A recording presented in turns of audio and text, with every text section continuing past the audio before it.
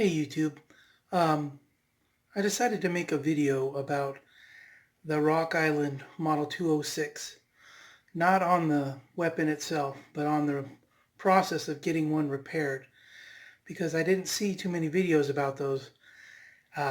It seemed kind of needed. So I'm going to tell you about the process of what happened and how I finally got to pick up my gun today.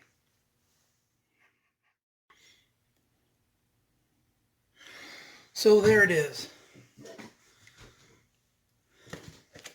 Back from the repair shop in Pahrump, Nevada. The same box. It's got my name on it and a little tape seal here with my name. But from what I understand, even though this is the original box I sent, in here is a brand new gun.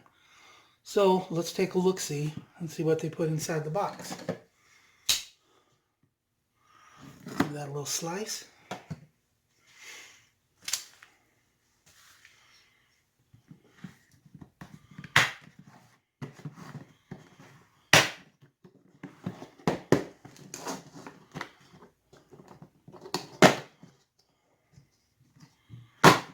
Okay, looks like the manual's still there.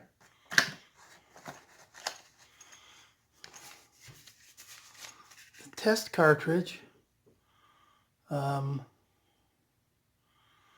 pretty sure that is not for the new gun.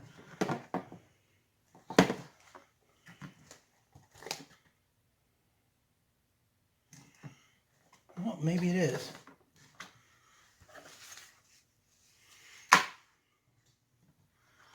Okay, let's see. Now, what's that? I didn't send that. It looks like they tossed in a free speed loader. DSA 38 Special, Colt Detective, Cobra Agent, and Diamondback. Okay, that's very nice. And we got the wood grips.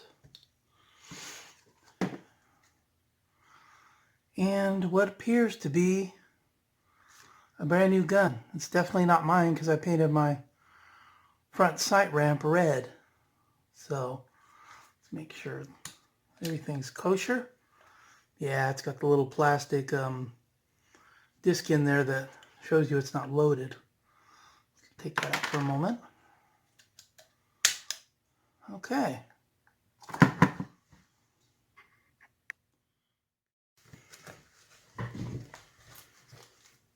So this is the saga of the RII Model 206 repair process.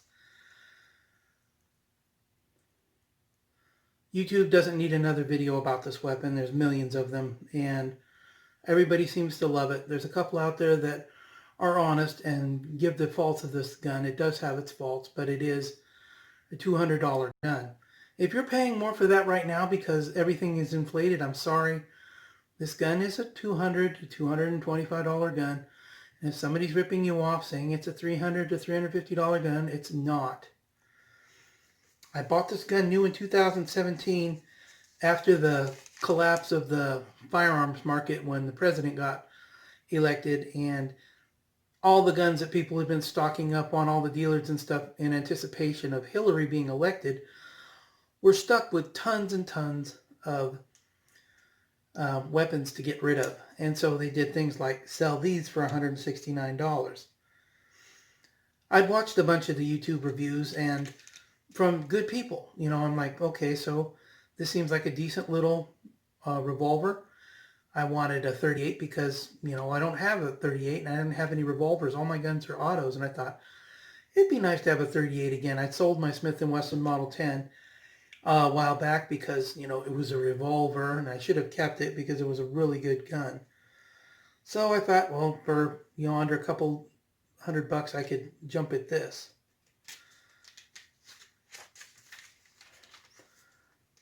I put at least 300 rounds through it, from what I can figure, of regular old 38 special.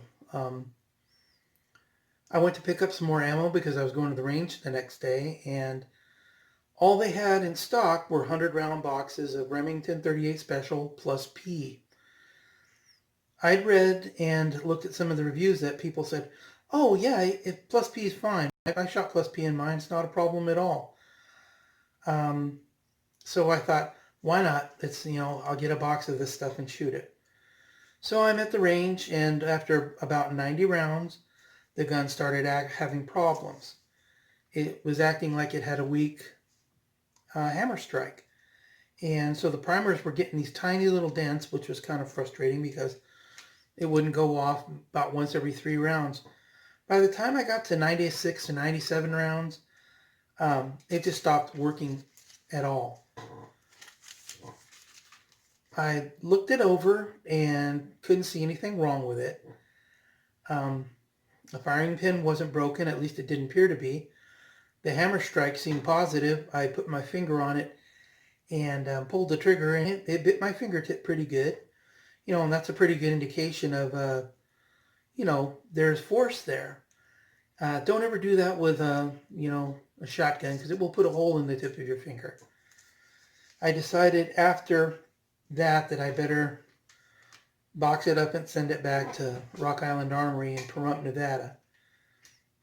I went online to Armscor because that's who Island Armory is. They're affiliated together, and followed their process for return. You find it online at armscor.com. They were prompt and sent an email with the proper labels to FedEx it back to them for free. So I boxed it up and off it went. I got an email that said, it'll be 4 to 6 weeks before you hear from us again. We'll send you a tracking message that your gun has arrived safely. 6 weeks go by to the day, and I get an email message, and I'll insert that here. And in the message, it says, they can't repair the gun, so they're going to send me a new one. Please give them a dealer address and a name so that they can ship to them. It's because it's a new weapon, it has to be put through the dross process again.